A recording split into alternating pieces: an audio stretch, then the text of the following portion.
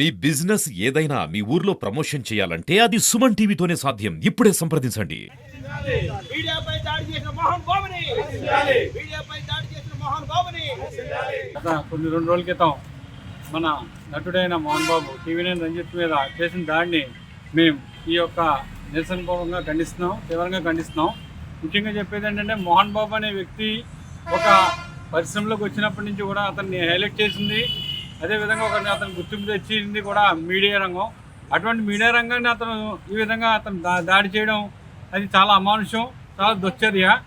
మేమంతా కూడా ఈ మీడియా మిత్రులు కూడా పూర్తి మద్దతునిస్తూ నేను ఈ పరంగా ఈ యొక్క వీటి పరంగా నేను మోహన్ బాబు దాన్ని ఖండిస్తున్నాను.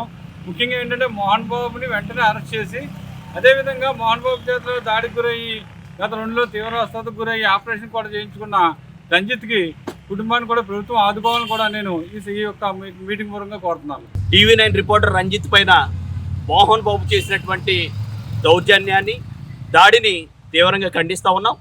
మోహన్ బాబు పైన పోలీసులు మరి తక్షణమే నాన్ బెయిలబుల్ కేసులు పెట్టి రిమాండ్కి పంపించాలని చెప్పేసి డిమాండ్ చేస్తున్నాం. మీడియాను ఉపయోగించుకుని పెద్ద స్థాయిలో ఎదిగినటువంటి మోహన్ బాబు ఈరోజు మీడియానే చిన్నగా చూసి మీడియా పైన దాడి చేస్తున్నటువంటి పరిస్థితులు ఉన్నాయి. మోహన్ బాబు మత్స్యస్థితి లేనటువంటి వ్యక్తి అని ప్రజానీకానికి అందరికీ కూడా తెలిసినటువంటి పరిస్థితి.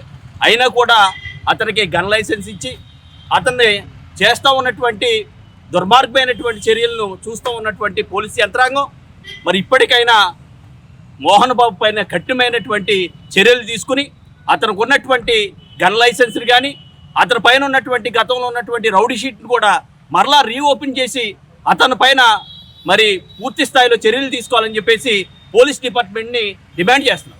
మరి ఏదైతే మోహన్ బాబు దాడి చేసినటువంటి టీవీ9 విలేకరు రంజిత్కి న్యాయం జరగాలి. ఎందుకంటే మోహన్ బాబు ఒక విలక్షణ నటుడిగా మరి తెలుగు ఇండస్ట్రీలో మంచి పేరున్న నటుడు. మరి అంత పెద్దవాడు ఇటువంటి తప్పు చేయకూడదు. రాజ్యసభగా ఎంపీగా చేశాడు.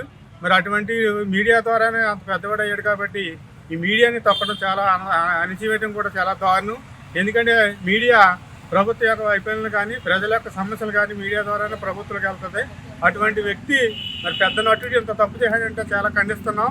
ఆయనకి వెంటనే రంజిత్ కుటుంబానికి ఆదుకోవాలని చెప్పి ప్రభుత్వాన్ని కూడా కోరుకుంటూ మేము మీడియాకు మద్దతుగా మోహన్ బాబు శిక్షించాలని కోరుకుంటున్నాం.